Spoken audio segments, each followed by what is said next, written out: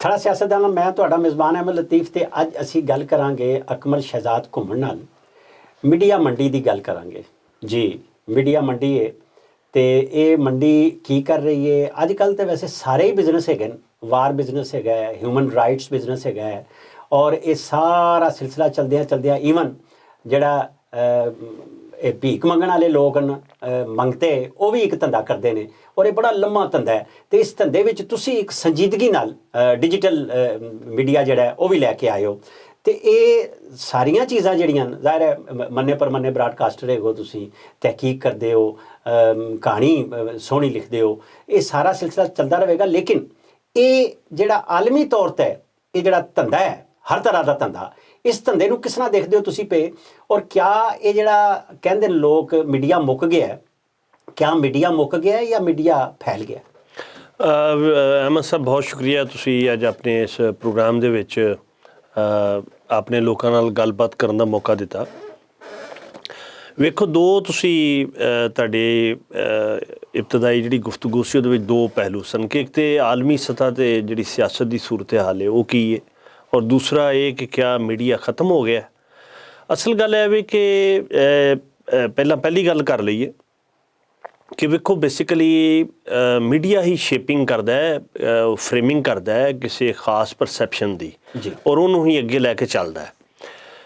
ਤੁਸੀਂ ਜ਼ਰਾ ਵੇਖੋ ਕਿ ਸਾਡੇ ਕੋਲ ਮੋਟੀਆਂ ਹਾਲੀਆ ਜ਼ਮਾਨੇ ਦੇ ਵਿੱਚ ਦੋ ਮਿਸਾਲਾਂ ਨੇ, ਦੋ ਤਿੰਨ ਮਿਸਾਲਾਂ ਤਾਂ ਬਹੁਤ ਨੇ, ਲੇਕਿਨ ਮੇਨਲੀ ਜਿਨ੍ਹਾਂ 'ਤੇ ਅਸੀਂ ਗੱਲ ਕਰ ਸਕਦੇ ਹਾਂ। ਪਹਿਲੀ ਗੱਲ ਤਾਂ ਇਹ ਵੀ ਕਿ ਤੁਸੀਂ ਵੇਖੋ ਕਿ ਇਰਾਕ ਦੇ ਵਿੱਚ ਕੋਈ ਮੈਸ ਡਿਸਟਰਕਸ਼ਨ ਦੇ ਹਥਿਆਰ ਨਹੀਂ ਸਨ, ਲੇਕਿਨ ਅਮਰੀਕਾ ਨੇ ਇੱਕ ਪਰਸੈਪਸ਼ਨ ਬਣਾਇਆ ਔਰ ਪਹਿਲਾਂ ਉਕਸਾਇਆ ਸਦਾਮ ਹੁਸੈਨ ਨੂੰ ਕਿ ਉਹ ਕੁਵੈਤ 'ਤੇ ਹਮਲਾ ਕਰੇ। ਉਹਨਾਂ ਨੂੰ ਕਿਹਾ ਗਿਆ ਕਿ ਵੀ ਇਹ ਤੁਹਾਡਾ ਹਿੱਸਾ ਹੈ, ਤੁਸੀਂ ਕਰੋ। ਔਰ ਇਹ ਚੀਜ਼ਾਂ ਹਵਾਈ ਨਹੀਂ, ਇਹ ਸਾਬਤ ਹੋ ਚੁੱਕੀਆਂ ਨੇ ਵਕਤ ਦੇ ਨਾਲ। ਔਰ ਜਦੋਂ ਉਹਨੇ ਉੱਥੇ ਕਬਜ਼ਾ ਕਰ ਲਿਆ, ਛੋਟਾ ਜਿਹਾ ਮੁਲਕ ਹੈ ਕੁਵੈਤ, ਅਤੇ ਉਹ ਜ਼ਾਹਿਰ ਤੇਲ ਦੇ ਹਵਾਲੇ ਨਾਲ ਬਹੁਤ ਅਮੀਰ ਮੁਲਕ ਹੈ, ਔਰ ਉਸ ਤੋਂ ਬਾਅਦ ਉਹਦੇ 'ਤੇ ਚੜ੍ਹਾਈ ਕਰ ਦਿੱਤੀ ਔਰ ਜਿਹੜਾ ਉਹਨੂੰ ਤਬਾਹ ਬਰਬਾਦ ਕਰ ਦਿੱਤਾ। ਅੱਛਾ, ਚਲੋ ਇੱਕ ਹੱਲਾ ਨਿਕਲਿਆ ਅਤੇ ਦੂਸਰਾ ਹੱਲਾ ਫਿਰ ਆ ਗਿਆ ਮੈਸ ਡਿਸਟਰਕਸ਼ਨ ਦਾ, ਅਤੇ ਸਦਾਮ ਹੁਸੈਨ ਉਹ ਸਾਰੀ ਹੁਕੂਮਤ ਨੂੰ ਉਥਲ ਪੁਥਲ ਕਰ ਦਿੱਤਾ। ਚਲੋ ਉਹ ਤਾਂ ਆਪਣੀ ਜਗ੍ਹਾ 'ਤੇ। ਤੁਸੀਂ ਇਹ ਵੇਖੋ ਕਿ ਜਿਹੜਾ ਕਜ਼ਾਫੀ ਸੀ ਔਰ ਲਿਬੀਆ ਦੀ ਆਵਾਮ ਨੂੰ ਉਹਨੇ ਇੱਕ ਸੋਸ਼ਲ ਵੈਲਫੇਅਰ ਸਟੇਟ ਦਾ ਦਰਜਾ ਦਿੱਤਾ ਸੀ। ਅਸੀਂ ਉਹਦੀ ਡਿਕਟੇਟਰਸ਼ਿਪ ਦੀ ਹਮਾਇਤ ਨਹੀਂ ਕਰ ਰਹੇ, ਗੱਲ ਸਿਰਫ ਇਹ ਕਰ ਰਹੇ ਹਾਂ ਕਿ ਉਹਦੀ ਡਿਕਟੇਟਰਸ਼ਿਪ ਤੇ ਤੁਸੀਂ ਖ਼ਤਮ ਕਰ ਦਿੱਤੀ, ਉਹਨੂੰ ਜ਼ਲੀਲ ਕਰਵਾ ਕੇ ਮਰਵਾਇਆ ਤੁਸੀਂ, ਲੇਕਿਨ ਤੁਸੀਂ ਕਿਹੜੀ ਉੱਥੇ ਜਮਹੂਰੀਅਤ ਲਿਆਂਦੀ ਹੈ ਉਹਨੂੰ ਖ਼ਤਮ ਕਰਕੇ। ਅਤੇ ਲਿਹਾਜ਼ਾ ਉਹ ਸਾਰੇ ਜਿਹੜੇ ਉਹਨਾਂ ਦੇ ਮਫਾਦਾਤ ਨੇ ਮਗਰਬੀ ਤਾਕਤਾਂ ਦੇ ਔਰ ਅਮਰੀਕਾ ਦੇ, ਉਹਨਾਂ ਨੂੰ ਪੂਰਾ ਕੀਤਾ ਗਿਆ। ਇਹਦੇ ਬਾਰੇ 'ਚ ਵੇਖੋ, ਬਹੁਤ ਪਹਿਲਾਂ ਅਹਿਮਦ ਬਸ਼ੀਰ ਵਰਗੇ ਦਾਨਸ਼ਵਰ ਲਿਖਿਆ ਕਿ ਬਈ ਮੈਂ ਹੈਰਾਨ ਹਾਂ ਕਿ ਕਜ਼ਾਫੀ ਅਜੇ ਤੱਕ ਇਹਨਾਂ ਦੇ ਹੱਥੋਂ ਕਿਸ ਤਰ੍ਹਾਂ ਬਚਿਆ ਹੈ।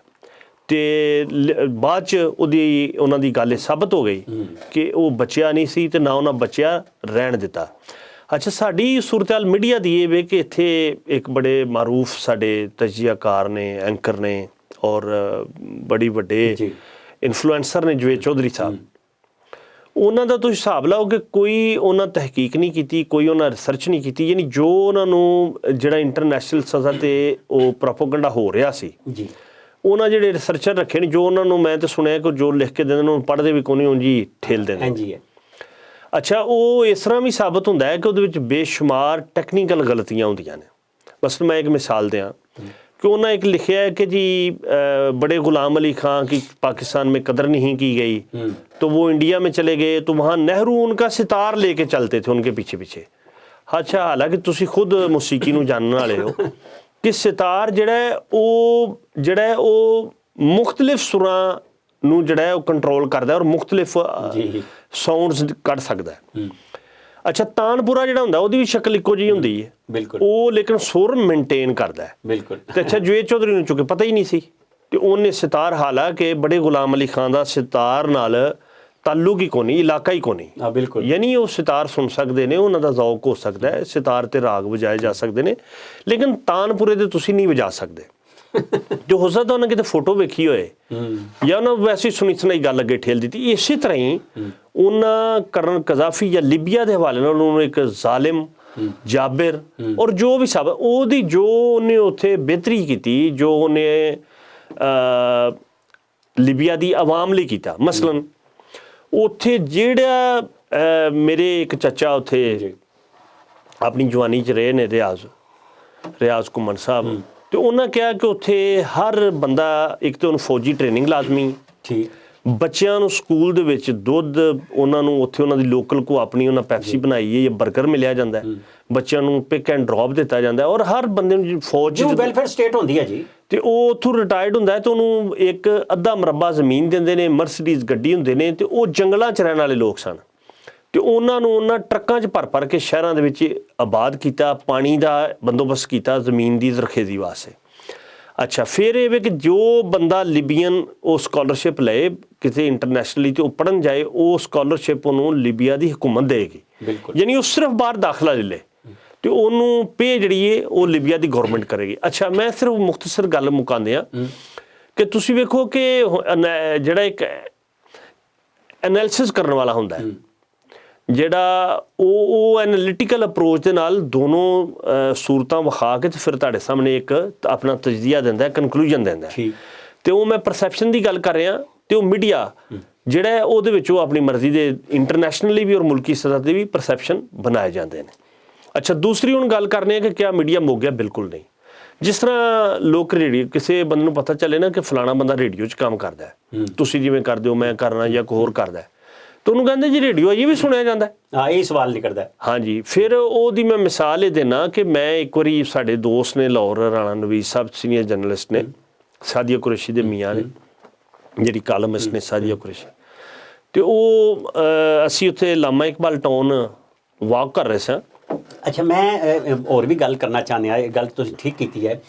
ਇੱਕ ਗੱਲ ਹੈਗੀ ਹੈ ਕਿ ਮੀਡੀਆ ਜਿਹੜਾ ਹੈ ਉਹ ਟੂਲ ਹੈਗਾ ਜੀ ਜੀ, ਔਰ ਐਸਾ ਟੂਲ ਹੈ ਜਿਹੜਾ ਦਿਲ ਕਰੇ ਪੈਸਾ ਫੇਕ ਤਮਾਸ਼ਾ ਦੇਖ, ਉਹ ਟੂਲ ਬਣਾ ਕੇ ਤੇ ਆਪਣਾ ਚੱਲਦਾ ਹੈ। ਔਰ ਦੁਨੀਆ ਨੂੰ ਇਹ ਵੀ ਪਤਾ ਹੈ ਕਿ ਮੀਡੀਆ ਦਾ ਜਿਹੜਾ ਸਦਰ ਮੁਕਾਮ ਹੈ ਜਾਂ ਜਿਹਨੂੰ ਰੂਲ ਕਰਦੇ ਨੇ ਉਹ ਸਾਰੇ ਦੇ ਸਾਰੇ ਤਲਬੀਬ ਦੇ ਲੋਕ ਹਨ, ਔਰ ਉਹ ਮਾਲੀਆਤ ਨੂੰ ਵੀ ਕੰਟਰੋਲ ਕਰਦੇ ਨੇ ਤੇ ਉਹ ਮੀਡੀਆ ਨੂੰ ਵੀ ਕੰਟਰੋਲ ਕਰਦੇ ਨੇ। ਤੇ ਜਿਹੜਾ ਆਲਮੀ ਮੀਡੀਆ ਹੈ ਉਹਦੇ ਇੱਥੇ 2-4 ਲੋਕ ਹਨ ਸਾਡੇ ਕੋਲ, ਕਿਉਂਕਿ ਤੁਸੀਂ ਮੀਡੀਆ ਮੰਡੀ ਲਿਖੀ ਹੈ, ਤੇ ਮੈਂ ਪੁੱਛਣਾ ਚਾਹਨਾ ਪ੍ਰਿੰਟ ਮੀਡੀਆ ਤੇ ਸਾਰਾ ਤੁਹਾਡੇ ਸਾਹਮਣੇ ਹੈਗਾ, ਤਾਂ ਕਿਆ 2-4 ਲੋਕ ਇੱਥੇ ਜਿਹੜੇ ਨੇ ਉਹ ਆਲਮੀ ਪਲੇਅਰਸ ਦੇ ਤੌਰ ਤੇ ਕੰਮ ਕਰਦੇ ਨੇ ਔਰ ਜਿਸ ਤਰ੍ਹਾਂ ਚਾਹੁੰਦੇ ਇਸ ਮਾਮਲੇ ਨੂੰ ਚਲਾ ਲੈਂਦੇ?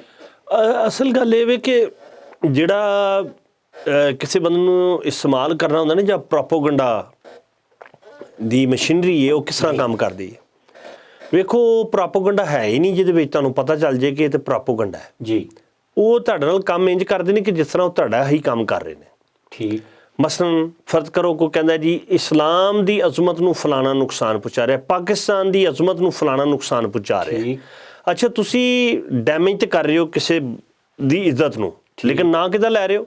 ਮੁਲਕ ਦਾ, ਤੁਹਾਡੇ ਮਜ਼ਹਬ ਦਾ। ਠੀਕ, ਕਹਿਣ ਦਾ ਮਤਲਬ ਇਹ ਤਾਂ ਉਹ ਭਾਵੇਂ ਕਿਸੇ ਵੀ ਫਿਰਕੇ, ਮਸਲਕ, ਉਹ ਕਿਸੇ ਵੀ ਏਜੰਡੇ ਤੇ ਬੰਦਾ ਹੋਏ, ਤੁਸੀਂ ਤੇ ਕਹੋਗੇ ਉਹ ਗੱਲ ਸੱਚੀ ਕਰ ਰਿਹਾ। ਠੀਕ, ਲੇਕਿਨ ਤੁਸੀਂ ਇਹ ਗੌਰ ਹੀ ਨਹੀਂ ਕਰੋਗੇ ਕਿ ਇਹ ਬੰਦਾ ਕਿਤੇ ਤੁਹਾਨੂੰ ਇਸਤੇਮਾਲ ਤੇ ਨਹੀਂ ਕਰ ਰਿਹਾ।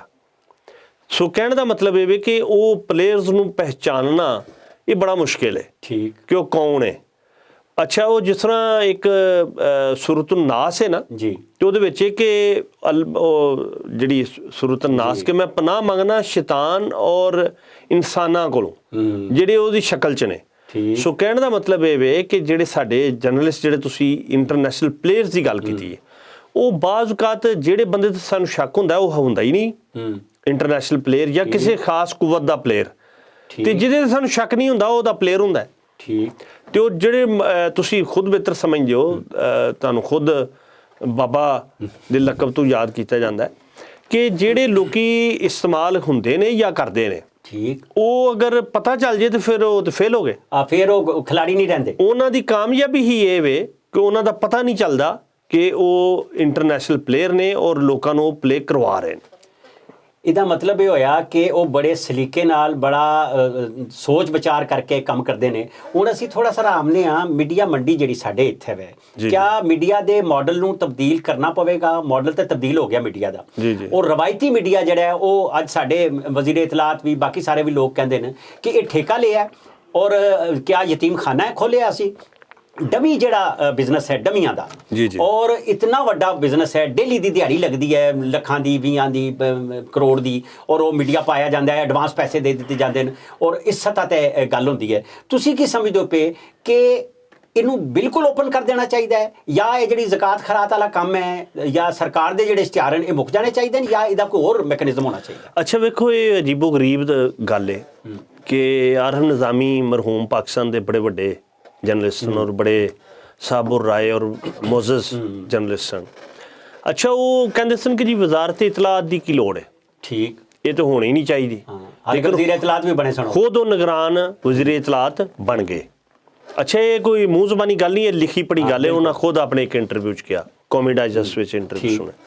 ਅੱਛਾ, ਅਸਲ ਗੱਲ ਇਹ ਵੀ ਕਿ ਵੇਖੋ ਜਿੰਨੀਆਂ ਵੀ ਰਿਆਸਤਾਂ ਨੇ ਨਾ ਉਹ ਮੀਡੀਆ ਤੇ ਕੰਟਰੋਲ ਕਰਦੀਆਂ ਨੇ ਔਰ ਕਰਨਾ ਚਾਹੀਦਾ ਵੀ ਹੈ। ਯਾਨੀ ਅਗਰ ਤੁਸੀਂ ਤੁਹਾਡਾ ਉਹਦੇ ਤੇ ਕੋਈ ਰੂਲ ਐਂਡ ਰੈਗੂਲੇਸ਼ਨ ਨਹੀਂ ਤੇ ਹਰ ਬੰਦਾ ਮੂੰਹ ਚੁੱਕ ਕੇ ਜੋ ਮਰਜ਼ੀ ਗੱਲ ਕਰੇ, ਜੋ ਮਰਜ਼ੀ ਪਿਆ ਕਰੇ। ਅੱਛਾ, ਉਹ ਠੀਕ ਹੈ ਕਿ ਉਹਦੇ ਨਾਲ ਵੀ ਫਿਲਟਰ ਹੋ ਜਾਂਦਾ ਹੈ। ਜਿਸ ਤਰ੍ਹਾਂ ਹੁਣ ਕਿ YouTube ਤੇ ਜਿਸ ਤਰ੍ਹਾਂ ਅਗਰ ਕੋਈ ਅੱਛਾ ਕੰਟੈਂਟ ਨਹੀਂ ਹੋਏਗਾ ਤੇ ਲੋਕ ਆਟੋਮੈਟਿਕਲੀ ਉਹਨੂੰ ਵੇਖਣਗੇ। ਲੇਕਿਨ ਤੁਸੀਂ ਇਹ ਵੇਖੋ ਕਿ YouTube ਦੇ ਵੀ ਕੁਝ ਰੂਲ ਨੇ। ਬਿਲਕੁਲ, ਉਹ ਕਹਿੰਦੇ ਨੇ ਕਿ ਕਮਿਊਨਿਟੀ ਸਟੈਂਡਰਡਸ ਦੇ ਅਗੇਂਸਟ ਨਹੀਂ ਤੁਹਾਡਾ ਕੁਝ ਮਟੀਰੀਅਲ, ਔਰ ਅਗਰ ਹੋਏ ਤਾਂ ਉਹਨੂੰ ਉਹ ਡਿਲੀਟ ਕਰ ਦਿੰਦੇ ਨੇ, ਈਵਨ ਉਹ ਬਲੌਕ ਕਰ ਦਿੰਦੇ ਨੇ ਤੁਹਾਡੇ ਚੈਨਲ ਨੂੰ ਔਰ ਤੁਹਾਡੀ ਆਈਟੀ ਨੂੰ।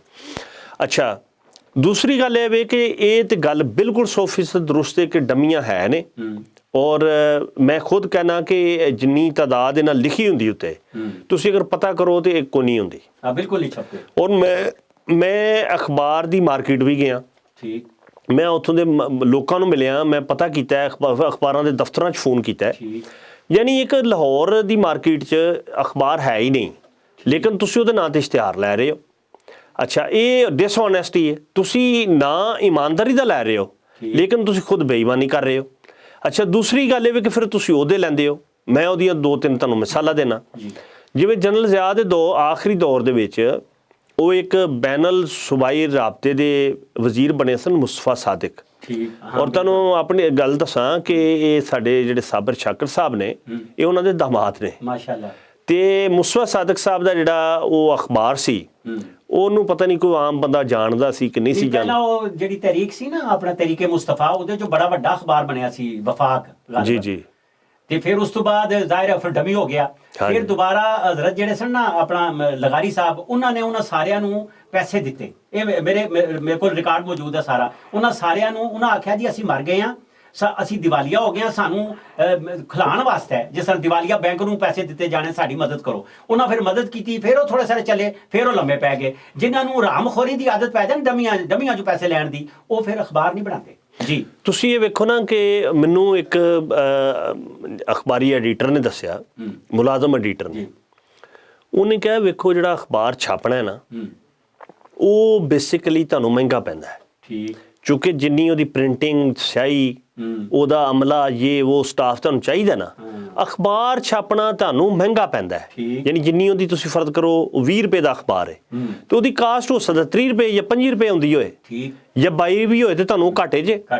ਬੇਸਿਕਲੀ ਅਖਬਾਰ ਛਪਣ ਨਾਲ, ਜ਼ਿਆਦਾ ਛਪਣ ਨਾਲ ਨਹੀਂ ਪੈਸੇ ਕਮਾਏ ਜਾਂਦੇ, ਇਸ਼ਤਿਹਾਰਾਂ ਨਾਲ ਕਮਾਏ ਜਾਂਦੇ ਨੇ। ਅੱਛਾ, ਹੁਣ ਉਹ ਕਰਦੇ ਕੀ ਨੇ ਕਾਰੀਗਰੀ ਕਿ ਅਖਬਾਰ ਸ਼ੋਅ ਕਰ ਦਿੱਤਾ 1 ਲੱਖ ABC ਦੇ ਵਿੱਚ, ਇਹ ਆਡਿਟ ਬਿਊਰੋ ਐਂਡ ਸਰਕੂਲੇਸ਼ਨ, ਜਿਹੜੀ ਆਡਿਟ ਬਿਊਰੋ ਆਫ ਸਰਕੂਲੇਸ਼ਨ, ਉਹਦੇ ਵਿੱਚ ਸ਼ੋਅ ਕਰ ਦਿੱਤੀ 1 ਲੱਖ, 2 ਲੱਖ, 1.5 ਜਿੰਨੀ ਵੀ, ਤੇ ਇਸ਼ਤਿਹਾਰ ਲਏ ਉਸੇ ਮੱਦ ਦੇ, ਲੇਕਿਨ ਉਹ ਛਾਪ ਕੇ ਸਿਰਫ 5000 ਰੁਪਏ ਛੜਿਆ। ਨਹੀਂ 2 ਦਾਣੇ, 10 ਦਾਣੇ, 20 ਦਾਣੇ ਜੀ, 50 ਦਾਣੇ। ਹਾਂਜੀ, ਸਿਰਫ ਐਵੇਂ ਸਟਾਲਾਂ 'ਚ ਨਜ਼ਰ। ਤੋਂ ਕਹਿਣ ਦਾ ਮਤਲਬ ਇਹ ਵੀ ਕਿ ਇਹ ਵੀ ਇੱਕ ਡਿਸਓਨੈਸਟੀ ਦਾ ਤਰੀਕਾ ਹੈ ਤੇ ਅਗਰ ਇਹਨੂੰ ਕੰਟਰੋਲ ਕੀਤਾ ਜਾਏ, ਇਹਨੂੰ ਖਤਮ ਕੀਤਾ ਜਾਏ। ਲੇਕਿਨ ਮੇਰੀ ਬਾਬਾ ਜੀ ਤੁਹਾਨੂੰ ਮੈਂ ਦੱਸਾਂ ਕਿ ਮੈਂ I am not very much hopeful.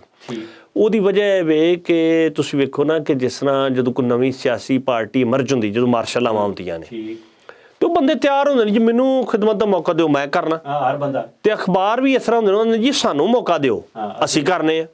ਸੋ ਕਹਿਣ ਦਾ ਮਤਲਬ ਇਹ ਵੇ ਕਿ ਜਦੋਂ ਤੁਹਾਨੂੰ ਦੂਸਰੀ ਤੀਸਰੀ ਲਾਈਨ ਦੇ ਬੰਦੇ ਤਿਆਰ ਮਿਲਣ ਦੇ ਤੇ ਤੁਸੀਂ ਕਿਉਂ ਖਤਮ ਕਰੋਗੇ? ਅੱਛਾ, ਇਹਦਾ ਮਤਲਬ ਇਹ ਹੋਇਆ ਇਹ ਸਾਰਾ ਧੰਦਾ ਹੈਗਾ, ਧੰਦਾ ਹੈ ਪਰ ਗੰਦਾ ਹੈ, ਔਰ ਇਹ ਧੰਦਾ ਜਿਹੜਾ ਚੱਲ ਰਿਹਾ, ਔਰ ਇਹ ਧੰਦੇ ਜਿਹੜੇ ਨੇ ਕਿੱਥੇ ਦੇ ਕਿੱਥੇ ਚੱਲ ਜਾਂਦੇ ਨੇ। ਲੋਕ ਦੁਆਵਾਂ ਦਾ ਧੰਦਾ ਵੀ ਚੱਲ ਰਿਹਾ ਹੈ, ਫਿਰ ਤੁਸੀਂ ਜੰਨਤ ਦੋਜ਼ਖ ਵੀ ਵੰਡਦੇ ਹੋ। ਔਰ ਅੱਜ ਤੁਹਾਨੂੰ ਪਤਾ ਹੈ ਹੁਣ ਕਰਾਚੀ 'ਚ ਇੱਕ ਰੌਲਾ ਪਿਆ ਵਾ, ਉਹ ਜੀ ਇਹ ਪਾਰਕ ਹੈਗਾ, ਉਹ ਆਦਨ ਜੀ ਮਸਜਿਦ ਹੈਗੀ ਹੈ, ਮਸਜਿਦ ਨਹੀਂ ਪਾਰਕ ਹੈਗਾ। ਇਹ ਸਾਰਾ ਮਾਮਲਾ ਜਿਹੜਾ ਇਹਨੂੰ ਕਿਸ ਤਰ੍ਹਾਂ ਦੇਖਦੇ ਹੋ ਫਿਰ ਤੁਸੀਂ, ਇਹ ਕੀ ਹੈ? ਅਸਲ 'ਚ ਅਹਿਮਦ ਸਾਹਿਬ ਤੁਸੀਂ ਇਹ ਵੇਖੋ ਕਿ ਇਸਲਾਮਾਬਾਦ ਦੇ ਵਿੱਚ ਤੁਸੀਂ ਅਗਰ ਸਰਵੇ ਕਰੋ ਜੀ ਤੇ ਜਿਹੜੀ ਬੇਤਹਾਸ਼ਾ ਮਸੀਤਾਂ ਨੇ, ਅਕਸਰੀਅਤ ਮਸਜਿਦਾਂ ਦੀ ਉਹ ਗੰਦੇ ਨਾਲੇ ਤੇ ਕਾਇਮ ਨੇ। ਠੀਕ ਉਹਦੀ ਵਜ੍ਹਾ ਕੀ ਹੈ ਕਿ ਐਵੇਂ ਜਗ੍ਹਾ ਪਈ ਸੀ ਤੇ ਉੱਥੇ ਜਿਵੇਂ ਲੋਕੀ ਪਿੰਡਾਂ 'ਚ ਜਾਂ ਕਬਜ਼ਾ ਕਰਨ ਲਈ, ਜਿਵੇਂ ਲਾਹੌਰ ਉਹ ਗਾਇਬ ਅਲੀ ਸ਼ਾਹ ਹੈ, ਉਹ ਅਬਾਸ ਸੱਤਰ ਕਿਹਾ ਕਿ ਉੱਥੇ ਤੇ ਕੋਈ ਪਤਾ ਨਹੀਂ ਖੋਤਾ ਦੱਬਿਆ ਕਿ ਬੰਦਾ ਹੈ ਹੀ ਨਹੀਂ, ਲੇਕਿਨ ਉੱਥੇ ਬਕਾਇਦਾ ਉਰਸ ਹੁੰਦਾ ਹੈ, ਉੱਥੇ ਚੜਾਵੇ ਚੜ੍ਹਦੇ ਨੇ, ਮੰਨਤਾਂ ਮੰਨੀਆਂ ਜਾਂਦੀਆਂ ਨੇ। ਅੱਛਾ, ਇਹ ਚੁੱਕਿ ਸਾਡੇ ਬਰਸਗੀਰ ਦਾ ਇੱਕ ਮਿਜ਼ਾਜ ਵੀ ਹੈ ਨਾ ਕਿ ਐਵੇਂ ਦਰਗਾਹਾਂ ਨੂੰ ਔਰ ਯਾਨੀ ਸਾਡੀ ਜ਼ਈਫੁਲ ਇਤਕਾਦੀ ਹੈ ਜੋ ਵੀ। ਅੱਛਾ, ਇਹ ਵੀ ਕਿ ਬਜ਼ੁਰਗਾਂ ਨੂੰ ਮੰਨਣ 'ਚ ਕੋਈ ਹਰਜ ਨਹੀਂ ਜਿਨ੍ਹਾਂ ਦੀਨ ਦੀ ਇਨਸਾਨੀਅਤ ਦੀ ਖਿਦਮਤ ਕੀਤੀ ਹੈ, ਲੇਕਿਨ ਕੋਈ ਚੀਜ਼ ਹੋਏ ਤਾਂ ਉਹਨੂੰ ਮੰਨੋ ਨਾ। ਬਿਲਕੁਲ। ਅੱਛਾ, ਉਹਦੇ ਵਿੱਚ ਇਹ ਵੇ ਕਿ ਵੇਖੋ ਅੱਲਾ ਦਾ ਘਰ ਹੈ, ਮਸਜਿਦ ਜਿਹੜੀ ਉਹ ਅੱਲਾ ਦਾ ਘਰ ਹੈ, ਉਹ ਬੜੀ ਪਾਕੀਜ਼ਾ ਜਗ੍ਹਾ ਹੈ, ਉਹ ਤੇ ਬਿਲਕੁਲ ਕਿਸੇ ਐਸੀ ਜਗ੍ਹਾ ਤੇ ਨਹੀਂ ਹੋਣੀ ਚਾਹੀਦੀ ਜਿਹਦੇ ਤੇ ਕੋਈ ਉਂਗਲੀ ਵੀ ਉਠਾ ਸਕੇ। ਤੁਸੀਂ ਅਗਰ ਗਲਤ ਤਰੀਕੇ ਨਾਲ ਕਿਸੇ ਜਗ੍ਹਾ ਤੇ ਕਬਜ਼ਾ ਕਰਨਾ ਹੋਵੇ, ਉੱਥੇ ਮਸਜਿਦ ਬਣਾ ਦਿਓ ਜਾਂ ਦਰਬਾਰ ਬਣਾ ਦਿਓ। ਨਹੀਂ ਕਬਜ਼ਾ ਕਰਨਾ ਉਹਦਾ ਮਸਜਿਦ ਬਣਾ ਦੇਣ, ਅੱਗੇ ਫਿਰ ਪਲਾਟ ਸ਼ੁਰੂ ਹੋ ਜਾਂਦੇ। ਹਾਂਜੀ, ਨਾਲ ਤੁਹਾਡੀ ਰਿਹਾਇਸ਼ੀ ਉਹ ਮੌਲਵੀ ਸਾਹਿਬ ਦੀ ਜਿਹੜੀ ਵੀ ਰਿਹਾਇਸ਼, ਮਤਲਬ ਕਹਿਣ ਦਾ ਮਤਲਬ ਇਹ ਵੇ ਕਿ ਉਹਦਾ ਇੱਕ ਲੀਗਲ ਤਰੀਕਾ ਹੈ ਨਾ ਕਿ ਮਸਜਿਦ ਬਣਾਉਣਾ ਜਾਂ ਹਰ ਜਗ੍ਹਾ। ਹੁਣ ਉਹਦੇ ਤੇ ਵੇਖੋ ਅੱਲਾ ਦੇ ਨਾਂ ਨੂੰ ਐਕਸਪਲਾਇਟ ਕਰਨਾ ਜਾਂ ਮਜ਼ਹਬ ਦੇ ਨਾਂ ਨੂੰ ਐਕਸਪਲਾਇਟ ਕਰਨਾ, ਸਾਰੇ ਮੌਲਵੀ ਸੜਕ ਤੇ ਆ ਗਏ ਨੂੰ। ਹਾਂਜੀ, ਇੱਕ ਤਰ੍ਹਾਂ ਦਾ ਤਮਾਸ਼ਾ ਬਣਿਆ। ਮੈਂ ਜੂਤੇ ਕੀ ਨੋਕ ਪਰ ਰੱਖਤੇ। ਮੈਂ ਇਹ ਨਹੀਂ ਕਹਿੰਦਾ ਕਿ ਉਹ ਮਸਜਿਦ ਢਾਹ ਦਿਓ ਜਾਂ ਉਹ ਗਲਤ ਬਣੀ, ਮੈਨੂੰ ਨਹੀਂ ਪਤਾ। ਮੈਂ ਗੱਲ ਕਰ ਰਿਹਾ ਕਿ ਉਹਨਾਂ ਨੂੰ ਖੁਦ ਕਹਿਣਾ ਚਾਹੀਦਾ ਜਿਹੜੇ ਸਾਡੇ ਉਲਮਾ ਇਕਰਾਮ ਨੇ, ਕਿਉਂਕਿ ਸਾਡਾ ਮਜ਼ਹਬ ਤੇ ਉਹ ਅਸੂਲ ਪਸੰਦੀ ਦੀ ਗੱਲ ਕਰਦਾ ਔਰ ਅਸੀਂ ਜਿਹੜੀ ਕਾਨੂੰਨ ਦੀ ਅਮਲਦਾਰੀ ਤੇ ਗੱਲ ਕਰਨੇ ਆ ਕਿ ਰਿਆਸਤ ਨੂੰ ਅਸੀਂ ਡੈਵੀਏਟ ਨਹੀਂ ਕਰ ਸਕਦੇ, ਤੇ ਰਿਆਸਤ ਨੂੰ ਵੀ ਚਾਹੀਦਾ ਕਿ ਉਹ ਜ਼ਿਆਦਤੀ ਨਾ ਕਰੇ। ਅਗਰ ਉਹ ਠੀਕ ਹੈ ਤੇ ਉਹ ਮਸਲਹਤਨ ਉਹਨਾਂ ਚੀਜ਼ਾਂ ਨੂੰ ਹੋਰ ਤਰੀਕੇ ਨਾਲ, ਲੇਕਿਨ ਅਗਰ ਤੁਸੀਂ ਕਾਨੂੰਨ ਦੀ ਅਮਲਦਾਰੀ ਨਹੀਂ ਕਰੋਗੇ ਤੇ ਵੇਖੋ ਰਿਆਸਤਾਂ ਚਲਾਉਣਾ ਬੜਾ ਮੁਸ਼ਕਿਲ ਕੰਮ ਹੈ ਔਰ ਇਹ ਨਹੀਂ ਚੱਲਦੀਆਂ। ਵਫਾਕੀ ਵਜ਼ੀਰ ਤਾਲੀਮ ਨੂੰ ਸਵਾਲ ਕੀਤਾ ਗਿਆ ਹੈ ਕਿ ਸਾਰੇ ਜਿਹੜੇ ਨੇ ਉਹ ਮਾਂ ਬੋਲੀਆਂ 'ਚ ਤਾਲੀਮ ਦਿੰਦੇ ਪਏ, ਤੁਸੀਂ ਕਰਕਲਮ ਜੀ ਬਣਾ ਦਿੱਤਾ, ਇੱਕ ਤੇ ਇੱਕ ਨਿਸਾਬ, ਦੋ ਨਹੀਂ ਇੱਕ ਪਾਕਿਸਤਾਨ, ਤੇ ਇਹ ਸਾਰਾ ਜਿਹੜਾ ਸਿਲਸਿਲਾ ਹੈ ਔਰ ਆਇਨੀ ਤੌਰ ਤੇ ਤੁਸੀਂ ਪਾਬੰਦ ਹੈਗੇ ਹੋ ਕਿ ਮਾਂ ਬੋਲੀਆਂ ਨੂੰ ਤੁਸੀਂ बढ़ावा देवो। तो पूरी दुनिया के मन्ने परमन्ने ਜਿਹੜੇ ਲੋਕ ਹਨ ਸਾਰੇ ਦੇ ਸਾਰੇ ਉਹ ਐਜੂਕੇਸ਼ਨਿਸਟ ਨੇ ਜਿਹੜੇ ਉਹ ਕਹਿੰਦੇ ਨੇ ਜੀ ਤਾਲੀਮ ਮਾਂ ਬੋਲੀ 'ਚ ਹੋਣੀ ਚਾਹੀਦੀ ਹੈ। ਤੁਸੀਂ ਵੀ ਜਾਣਦੇ ਹੋ, ਮੈਂ ਵੀ ਜਾਣਨਾ, ਕਹਾਣੀਕਾਰ ਹੋ, ਤੇ ਤੁਸੀਂ ਇਹ ਉਹਨਾਂ ਫਿਰ ਪਤਾ ਕਿ ਜਵਾਬ ਦਿੱਤਾ, ਅਸਾਂ ਕੋ ਮਨਾ ਕੀਤਾ, ਬਲਕਿ ਪੰਜਾਬੀ 'ਚ ਕੀ ਹੈ, ਅਸਾਂ ਕੋ ਮਨਾ ਕੀਤਾ। ਤੇ ਇਹ ਕੀ ਹੈ ਜੀ, ਮਨਾ ਕੀਤਾ ਹੈ, ਕੀ ਗੇਮ ਹੈ? ਅਹਿਮਦ ਸਾਹਿਬ, ਗੱਲ ਇਹ ਵੇ ਕਿ ਸਾਡੇ ਇੱਥੇ ਅਜੀਬੋ ਗਰੀਬ ਕਨਫਿਊਜ਼ਨ ਨੇ। ਜਿਹੜੇ ਸਾਡੇ ਤਾਕਤਵਰ ਮੁਲਕ ਦੇ ਹਲਕੇ ਨੇ ਉਹ ਵੀ, ਜਾਂ ਆਮ ਇੱਕ ਮੀਡੀਓਕਰ ਬੰਦਾ ਵੀ ਜ਼ਹਿਨੀ ਤੌਰ ਤੇ ਸੋਚਦਾ ਕਿ ਜੀ ਇੱਕ ਨਿਸਾਬ ਹੋਣਾ ਚਾਹੀਦਾ। ਅੱਛਾ ਵੇਖੋ, ਸਾਡੇ ਕੋਲ ਇੱਕ ਬੜੀ ਵੱਡੀ ਜਿਹੜੀ ਸਮਝਣ ਦੀ ਮਿਸਾਲ ਸੀ ਨਾ ਜੀ, ਉਹ ਜਿਹਦੇ ਤੋਂ ਸਾਨੂੰ ਸਬਕ ਸਿੱਖਣਾ ਚਾਹੀਦਾ ਸੀ, ਉਹ ਮਸ਼ਰਕੀ ਪਾਕਿਸਤਾਨ ਦਾ ਬੰਗਲਾਦੇਸ਼ ਬਣਨਾ ਸੀ, ਜਿਹੜਾ ਕਿ ਜ਼ੁਬਾਨ ਦੀ ਬੇਸਿਕਲੀ ਦੋ ਸਨ ਨਾ, ਮੁਇਸ਼ਤ ਦੇ ਵਿੱਚ ਹੱਕ ਤੇ ਜ਼ੁਬਾਨ ਦਾ ਹੱਕ, ਬਿਲਕੁਲ ਦੋ ਹੀ। ਤੁਸੀਂ ਉਹ ਬੁਨਿਆਦ ਬਣੀ ਜ਼ੁਬਾਨ ਦਾ ਹੱਕ। ਬਿਲਕੁਲ। ਸਿੰਧ ਵਾਲਿਆਂ ਨੇ ਰਾਈਟਸ ਕੀਤੇ, ਉਹਨਾਂ ਇhtਜਾਜ ਕੀਤਾ, ਆਪਣੀ ਜ਼ੁਬਾਨ ਦੇ ਹਕੂਕ ਲਈ ਕੋਸ਼ਿਸ਼ ਕੀਤੀ ਤੇ ਉੱਥੇ ਸਿੰਧੀ ਲਾਜ਼ਮ ਹੋ ਗਏ। ਬਿਲਕੁਲ। ਅੱਛਾ ਵੇਖੋ ਕਿ ਗੱਲ ਇਹ ਵੇ ਕਿ ਇਹ ਜਿੰਨੀਆਂ ਵੀ ਸਾਡੀਆਂ ਕੌਮੀ ਜ਼ੁਬਾਨਾਂ ਨੇ, ਜਿਹੜੀ ਕੌਮ ਬੋਲਦੀ ਕੌਮੀ ਜ਼ੁਬਾਨਾਂ ਨੇ, ਤੇ ਉਹਨਾਂ ਦੀ ਤਾਰੀਖ, ਉਹਨਾਂ ਦੀ ਹਿਸਟਰੀ ਬਹੁਤ ਰਿਚ ਹੈ ਔਰ ਪੁਰਾਣੀ ਹੈ। ਬਿਲਕੁਲ। ਤੇ ਅਗਰ ਉਰਦੂ ਨੂੰ ਅਸੀਂ ਅਡਾਪਟ ਕਰਨਾ ਚਾਹੁੰਦੇ ਹਾਂ, ਸਾਨੂੰ ਅੱਛੀ ਲੱਗਦੀ ਔਰ ਸਾਡੀ ਉਹ ਕੌਮੀ ਰਾਬਤੇ ਦੀ ਜ਼ੁਬਾਨ ਹੈ, ਠੀਕ ਹੈ। ਹਾਂਜੀ। ਤੇ ਅਗਰ ਤੁਸੀਂ ਉਹਨੂੰ ਉੱਤੇ ਲਿਜਾਣ ਲਈ ਦੁਨੀਆ ਨੂੰ ਥੱਲੇ ਕਰੋਗੇ ਤੇ ਲੋਕਾਂ 'ਚ ਅਹਿਸਾਸੇ ਮਹਿਰੂਮੀ ਔਰ ਅਹਿਸਾਸੇ ਕਮਤਰੀ ਤਾਂ ਪੈਦਾ ਹੋਏਗਾ ਔਰ ਰਿਐਕਸ਼ਨ ਪੈਦਾ ਹੋਏਗਾ। ਅੱਛਾ, ਇਹਨੂੰ ਬੜੇ ਤਰੀਕੇ ਦੇ ਨਾਲ ਇੰਟਰਨੈਸ਼ਨਲੀ ਵੀ ਵੇਖੋ, ਜਿਵੇਂ ਕੈਨੇਡਾ ਉਹ ਇੱਕ ਤਰੱਕੀ ਯਾਫਤਾ ਮੁਲਕ ਹੈ, ਪੰਜਾਬੀ ਵੱਡੀ ਜ਼ੁਬਾਨ ਹੈ, ਜਾਂ ਦੁਨੀਆ ਦੇ ਵਿੱਚ ਹੋਰ ਜਿਹੜੇ ਮੁਮਾਲਿਕ ਨੇ ਕਿ ਉੱਥੋਂ ਦੀਆਂ ਇੱਕ ਦੋ ਤਿੰਨ ਕੌਮੀ ਜ਼ੁਬਾਨਾਂ ਨੇ। ਤੁਸੀਂ ਸਾਡੇ ਗੁਆਂਢ ਇੰਡੀਆ ਵੇਖ ਲਓ, ਉੱਥੇ ਵੀ ਹੈ, ਉੱਥੇ ਉਹਨਾਂ ਅੰਗਰੇਜ਼ੀ ਵੀ ਬੋਲਦੇ ਨੇ, ਹਿੰਦੀ ਵੀ ਬੋਲਦੇ ਨੇ, ਜਿਹੜੀਆਂ ਉੱਥੋਂ ਦੀ ਲੋਕਲ ਜ਼ੁਬਾਨਾਂ ਨੇ, ਦੋ ਤਿੰਨ ਸੂਬਿਆਂ ਦੀਆਂ ਸਟੇਟ ਲੈਂਗੁਏਜਸ ਨੇ। ਤੇ ਲਿਹਾਜ਼ਾ ਇਹ ਕੋਈ ਏਡਾ ਵੱਡਾ ਰੌਲੇ ਵਾਲੀ ਗੱਲ ਨਹੀਂ, ਲੇਕਿਨ ਇਹ ਕੋਈ ਪਰੇਸ਼ਾਨ ਹੋਣ ਵਾਲੀ ਗੱਲ ਨਹੀਂ ਹੁੰਦੀ। ਮੇਰਾ ਇਹ ਖਿਆਲ ਹੈ ਕਿ ਵਕਤ ਦੇ ਨਾਲ ਹਰ ਹਕੂਮਤ ਜਿਹੜੀ ਆਉਂਦੀ ਉਹ ਪੋਲਿਸੀਜ਼ ਬਣਾਉਂਦੀ ਏ ਔਰ ਵੇਖੋ ਇੱਕ ਨੇਚਰ ਦਾ ਵੀ ਅਸੂਲ ਹੈ ਨਾ, ਲੇਕਿਨ ਉਹਦੇ ਨਾਲ ਹੁੰਦਾ ਕੀ ਹੈ ਕਿ ਤੁਹਾਡੀ એનર્ਜੀ, ਤੁਹਾਡਾ ਵਕਤ, ਤੁਹਾਡੇ ਵਸਾਇਲ ਜ਼ਾਇਆ ਹੁੰਦੇ ਨੇ। ਤੇ ਅਗਰ ਤੁਸੀਂ ਖੁਦ ਸਟੈਪ ਲਵੋ, ਤੁਹਾਡੇ એનર્ਜੀ, ਤੁਹਾਡੇ ਵਸਾਇਲ ਔਰ ਤੁਹਾਡੀ એનર્ਜੀ ਉਹ ਬਚ ਜਾਂਦੀ ਹੈ। ਤੇ ਤੁਸੀਂ ਉਹਨੂੰ ਬਜਾਏ ਵੇ ਕਿ ਕਦੀ ਤੁਸੀਂ ਛੁੱਟੀਆਂ 2.5 ਮਹੀਨੇ ਕਰਦੇ ਹੋ, ਕਦੀ ਗਰਮੀਆਂ ਦੀਆਂ, ਕਦੀ ਤੁਸੀਂ 2 ਕਰਦੇ ਹੋ, ਕਦੀ 1.5 ਕਰਦੇ ਹੋ, ਤੇ ਅਲਟੀਮੇਟਲੀ ਜੋ ਉਹ ਗੋਰਿਆਂ ਬਣਾਇਆ ਹੈ, ਅਸੀਂ ਉਹ ਬੇਸ਼ੱਕ ਸਾਡੇ ਉੱਤੇ ਅਸੀਂ ਗੁਲਾਮ ਸਾਂ, ਉਹਨਾਂ ਸਾਡੇ ਮੁਲਕ ਦੇ, ਸਾਡੇ ਦੇਸ਼ ਦੇ ਵਸਾਇਲ ਖਾਧੇ, ਲੇਕਿਨ ਉਹਨਾਂ ਜਿਹੜਾ ਵੀ ਸਿਸਟਮ ਬਣਾਇਆ ਕਿਸੇ ਚੀਜ਼ ਨੂੰ, ਮੌਸਮ ਨੂੰ ਮੱਦੇਨਜ਼ਰ ਰੱਖ ਕੇ ਡਿਜ਼ਾਈਨ ਕੀਤਾ, ਤੇ ਅਲਟੀਮੇਟਲੀ ਫਿਰ ਅਸੀਂ ਉੱਥੇ ਹੀ ਆ ਜਾਂਦੇ ਹਾਂ। ਤੇ ਲੇਕਿਨ ਇਹਦਾ ਕੀ ਮਤਲਬ ਹੋਇਆ ਕਿ ਅਸੀਂ ਆਪਣਾ ਪੈਂਡਾ ਖੋਟਾ ਕਰਨੇ, ਤੇ ਸਾਨੂੰ ਆਪਣਾ ਪੈਂਡਾ ਖੋਟਾ ਨਹੀਂ ਕਰਨਾ ਚਾਹੀਦਾ। ਬਲਕਿ ਜੋ ਸਹੀ ਆਵਾਮ ਲਈ ਹੈ ਕਿ ਉਹ ਇਹਦੇ ਤੇ ਕੋਈ ਜਿਹੜੀ ਉਹ ਦੋ ਰਾਏ ਨਹੀਂ ਹੋਣੀ ਚਾਹੀਦੀ, ਕਨਫਿਊਜ਼ਨ ਨਹੀਂ ਹੋਣੀ ਚਾਹੀਦੀ। ਇਸ ਕਨਫਿਊਜ਼ਨ ਚੋਂ ਨਿਕਲਾਂਗੇ ਤੇ ਮੇਰੇ ਖਿਆਲ 'ਚ ਅਸੀਂ ਜ਼ਿਆਦਾ ਆਸਾਨੀ ਨਾਲ ਜ਼ਿੰਦਗੀ 'ਚ ਅੱਗੇ ਵੱਧ ਸਕਾਂਗੇ ਬਤੌਰ ਕੌਮ। ਗੱਲ ਤੁਸੀਂ ਮੀਡੀਆ ਪ੍ਰੈਕਟੀਸ਼ਨਰ ਹੈਗੇ ਹੋ, ਮੀਡੀਆ ਤੇ ਤਹਿਕੀਕ ਕੀਤੀ, ਬੜਾ ਕੰਮ ਕੀਤਾ ਤੁਸੀਂ, ਤੇ ਸਾਡੇ ਕੋਲ ਇੱਕ ਸੱਜਣ ਹੈਗਾ ਸੀ ਅਖਬਾਰ, ਤੇ ਉਹ ਵੀ ਬੰਦ ਹੋ ਗਿਆ। ਸਿੰਧ 'ਚ ਕਿਤਨੇ ਅਖਬਾਰ ਨੇ, ਕਿਤਨੇ ਰਸਾਲੇ ਨੇ, ਕੀ ਪ੍ਰੋਗਰਾਮ ਹੋ ਰਹੇ ਨੇ, ਸਾਰਾ ਕੁਝ। ਤੇ ਕਿਆ ਇਹ ਜ਼ਰੂਰੀ ਨਹੀਂ, ਉਹ ਕਾਇਦਾ ਇਹ ਹੈ ਕਿ ਜੋ ਜਿਤਨੇ ਬੰਦੇ ਨੇ, ਮਸਲਨ ਪੰਜਾਬ ਵਿੱਚ ਪੰਜਾਬੀ 'ਚ ਕਾਰਵਾਈ ਹੋਣੀ ਚਾਹੀਦੀ, ਪੰਜਾਬ ਵਿੱਚ ਅਸੈਂਬਲੀ 'ਚ, ਪੰਜਾਬ ਵਿੱਚ ਸਾਰੇ ਵਿੱਚ ਰੇਡੀਓ TV 'ਚ ਜਿਹੜਾ ਤਨਾਸਬ ਹੈ 60-40 ਦਾ ਤਨਾਸਬ ਜਿਹੜਾ ਉਹ ਜਿਹੜਾ ਹੋਣਾ ਚਾਹੀਦਾ ਹੈ। ਇਸੇ ਤਰ੍ਹਾਂ ਹੀ ਵਧਦਿਆਂ ਹੁਣ ਉਰਦੂ ਜਿਸ ਤਰ੍ਹਾਂ ਮਾਂ ਬੋਲੀਆਂ ਦੀ ਤਹਿਰੀਕ ਚੱਲਦੀ ਹੈ ਪਈ ਵੀ, ਉਰਦੂ ਜਿਤਨੀ ਹੈ, ਜਿਤਨੀ ਉਹਦੀ ਤਨਾਸਬ ਹੈ, ਜਿਤਨੇ ਲੋਕ ਹਨ, ਉਸ ਹਿਸਾਬ ਨਾਲ ਉਹਨੂੰ ਹਿੱਸਾ ਦੇ ਦਿਓ। ਤੇ ਇਹ ਸਾਰੇ ਜਿਹੜੇ ਲੋਕ ਹਨ, ਸਾਰੇ ਕਿਆ ਪੰਜਾਬ ਵਿੱਚ ਪਰਚਾ ਕੱਢਣਾ, ਪਾਬੰਦ ਕਰਨਾ ਉਰਦੂ ਵਾਲੇ ਅਖਬਾਰਾਂ ਨੂੰ, ਸਿੰਧ 'ਚ ਜਿਹੜੇ ਨੇ ਕੋਈ ਹੋਰ ਪਰਚਾ ਨਹੀਂ ਚੱਲਦਾ। ਮੈਂ ਖੁਦ ਇੱਕ ਵੱਡੇ ਮੀਡੀਆ ਹਾਊਸ ਨਾਲ ਮੌਜੂਦ ਸਾਂ ਤੇ ਉਹਨਾਂ ਕੋਸ਼ਿਸ਼ ਕੀਤੀ ਕਿ ਉੱਥੇ ਉਰਦੂ ਦਾ ਅਖਬਾਰ ਚੱਲੇ, ਉਹ ਬੰਦ ਹੋ ਗਿਆ। ਫਿਰ ਉਹਨੂੰ ਸੱਖਰ 'ਚ ਸਿੰਧੀ ਅਖਬਾਰ ਕੱਢਣਾ ਪਿਆ। ਇਸ ਤਰ੍ਹਾਂ ਖਬਰੇ ਨੂੰ ਵੀ ਸਿੰਧੀ ਅਖਬਾਰ ਕੱਢਣਾ ਪਿਆ। ਤੇ ਤੁਸੀਂ ਕੀ ਸਮਝਦੇ ਹੋ ਪਏ ਕਿ ਕਿਆ ਬਜ਼ੌਰ ਤਾਂ ਨਹੀਂ ਹੋ ਸਕਦਾ? ਉਹ ਵੀ ਉਹ ਬਜ਼ੌਰ ਨਹੀਂ ਹੋਇਆ, ਉਹਨਾਂ ਲੋਕਾਂ ਪੜ੍ਹਦੇ ਹੀ ਨਹੀਂ। ਜਦੋਂ ਉਹ ਪੜ੍ਹਦੇ ਹੀ ਨਹੀਂ ਤੇ ਉਹ ਫਿਰ ਸਿੰਧੀ ਪੜ੍ਹਦੇ ਨੇ, ਤੇ ਸਾਡੇ ਜਿਹੜੇ ਨੇ ਉਹ ਪੰਜਾਬੀ ਪੜ੍ਹਦੇ ਹੀ ਨਹੀਂ, ਉਹਨਾਂ ਵਾਸਤੇ ਵਕਤ ਬਣ ਜਾਂਦਾ ਹੈ। ਤੇ ਤੁਸੀਂ ਕੀ ਸਮਝਦੇ ਹੋ ਕਿਸ ਤਰ੍ਹਾਂ ਪਾਬੰਦ ਕੀਤਾ ਜਾਏ ਸਾਰਿਆਂ ਮੀਡੀਆ ਹਾਊਸਾਂ ਨੂੰ, ਸਾਰਿਆਂ ਸਰਕਾਰੀ ਅਦਾਰਿਆਂ ਨੂੰ, ਕਿ ਉਹ ਜਿਹੜਾ ਉਹਦਾ ਹਿੱਸਾ ਬਣਦਾ ਹੈ ਉਸ ਜ਼ੁਬਾਨ ਦਾ, ਉਸ ਰਹਿਤਲ ਦਾ, ਉਹਨੂੰ ਦਿਓ? ਬਿਲਕੁਲ, ਤੁਸੀਂ ਬੜੀ ਬੁਨਿਆਦੀ ਔਰ ਬੜੀ ਸਹੀ ਤੁਸੀਂ ਗੱਲ ਕੀਤੀ। ਲੇਕਿਨ ਅਸਲ ਵੇਖੋ ਗੱਲ ਇਹ ਵੇ ਕਿ ਇਹ ਦੋਨੋਂ ਰੈਸੀਪ੍ਰੋਕਲ ਚੀਜ਼ਾਂ ਚੱਲਦੀਆਂ ਨੇ। ਵੇਖੋ, ਇੱਕ ਤੇ ਗੌਰਮੈਂਟ ਦਾ ਅਮਲ ਦਖਲ ਇੱਕ ਪਾਬੰਦ ਕਰੇ, ਦੂਸਰਾ ਇਹ ਵੇ ਕਿ ਜਦੋਂ ਪੜ੍ਹਨ ਵਾਲੇ ਨਹੀਂ ਹੁੰਦੇ ਤੇ ਤੁਸੀਂ ਡੰਡੇ ਦੇ ਤੌਰ ਤੇ ਪੜ੍ਹਾਓਗੇ। ਅਸਲ ਗੱਲ ਇਹ ਵੇ ਕਿ ਤੁਸੀਂ ਪ੍ਰਾਇਮਰੀ ਤੋਂ ਵੇਖੋ, ਬੱਚੇ ਫਲੈਕਸੀਬਲ ਹੁੰਦੇ ਨੇ, ਉਹ ਵੱਡੇ ਹੋ ਕੇ ਅੰਗਰੇਜ਼ੀ ਵੀ ਸਿੱਖ ਲੈਂਦੇ ਨੇ, ਉਹ ਉਰਦੂ ਵੀ ਸਿੱਖ ਲੈਂਦੇ ਨੇ। ਠੀਕ ਹੈ, ਉਹ ਬੜੀ ਸੋਹਣੀ ਗੱਲ ਕੀਤੀ ਜੁਗਨੂ ਮੋਹਸਨ ਨੇ, ਨਜਮ ਸੇਠੀ ਦੀ ਬੀਵੀ, ਉਹਨਾਂ ਨੇ ਕਿਹਾ 7 ਸਾਲ ਤੱਕ ਅਸੀਂ ਆਪਣੇ ਘਰ ਜਾਮੀ ਚਾਂਡੀਓ ਉਸ ਪ੍ਰੋਗਰਾਮ ਵਿੱਚ ਆਏ ਸਨ, ਸਿੰਧ ਦੇ ਦਾਨਸ਼ਵਰ ਨੇ ਸਾਡੇ ਦੋਸਤ, ਤੇ ਉਹ ਜੁਗਨੂ ਮੋਹਸਨ ਨੇ ਕਿਹਾ 7 ਸਾਲ ਦੀ ਉਮਰ ਤੱਕ ਅਸਾਂ ਆਪਣੇ ਬੱਚਿਆਂ ਨੂੰ ਪੰਜਾਬੀ ਤੋਂ ਇਲਾਵਾ ਕੋਈ ਜ਼ੁਬਾਨ ਨਹੀਂ ਬੋਲੀ। ਅੱਛਾ, ਹੁਣ ਨਾ ਤੇ ਉਹ ਗਰੀਬ ਫੈਮਿਲੀ ਤੋਂ ਨੇ, ਉਹ ਵੇਖੋ ਨਾ ਸੈਯਦ ਬਾਬਰ ਅਲੀ ਔਰ ਜਿਹੜੇ ਪੈਕੇਜਸ ਵਾਲੇ, ਔਰ ਜਿਹੜਾ ਲਮਸ ਬਣਾਇਆ, ਔਰ ਬਿਲਕੁਲ ਜੀ ਜੀ। ਅੱਛਾ, ਫਿਰ ਤੁਸੀਂ ਵੇਖੋ ਕਿ ਉਹਨਾਂ ਨੂੰ ਤੇ ਕੋਈ ਕੰਪਲੈਕਸ ਨਹੀਂ। ਹੁਣ ਮੈਂ ਇਹ ਕਹਿੰਦਾ ਕਿ ਤੁਸੀਂ ਕਹਿ ਕੇ ਸਮਝਾ ਕੇ ਲੋਕਾਂ ਨੂੰ ਥੱਕ ਜਾਓਗੇ। ਲੋਕ people are not ready to understand ਕਿ ਜ਼ੁਬਾਨ, ਵੇਖੋ ਜਦੋਂ ਤੁਸੀਂ ਜ਼ੁਬਾਨ ਤੋਂ ਕੱਟਦੇ ਹੋ ਨਾ ਬੱਚੇ ਨੂੰ, ਤੇ ਤੁਸੀਂ ਬੇਸਿਕਲੀ ਜਿਹੜਾ ਸਦੀਆਂ ਦਾ ਹੀ ਤੁਹਾਡੀ ਬੈਕਗਰਾਉਂਡ ਹੈ, ਜਿਹੜਾ ਤੁਹਾਡਾ ਅਸਾਸਾ ਹੈ ਸਕਾਫਤੀ, ਤੁਸੀਂ ਉਹਨੂੰ ਉਹਦੇ ਤੋਂ ਮਹਿਰੂਮ ਕਰ ਦਿੱਤਾ। ਲੇਕਿਨ ਉਹਨੂੰ ਸਮਝਣ ਲਈ ਜਿਹੜੀ ਸਟੇਟ ਹੈ ਉਹਦੀ ਵੀ ਜ਼ਿੰਮੇਵਾਰੀ ਹੈ ਤੇ ਲੋਕਾਂ ਦੀ ਵੀ ਜ਼ਿੰਮੇਵਾਰੀ ਹੈ ਕਿ ਉਹ ਆਪਣੀ ਜ਼ੁਬਾਨਾਂ ਨੂੰ ਓਨ ਕਰਨ। ਉਹਨਾਂ ਦੀ ਜ਼ੁਬਾਨ ਕੋਈ ਵੀ ਹੋਏ, ਉਹ ਪੰਜਾਬੀ ਹੋਏ, ਸਿੰਧੀ ਹੋਏ, ਉਹ ਬਲੋਚੀ ਹੋਏ, ਪਸ਼ਤੋ ਹੋਏ, ਜਾਂ ਜਿਹੜੀਆਂ ਵੀ ਹੋਰ ਛੋਟੀਆਂ ਜ਼ੁਬਾਨਾਂ ਸਾਡੇ ਮੁਲਕ ਦੇ ਵਿੱਚ ਬੋਲੀਆਂ ਜਾਂਦੀਆਂ ਨੇ।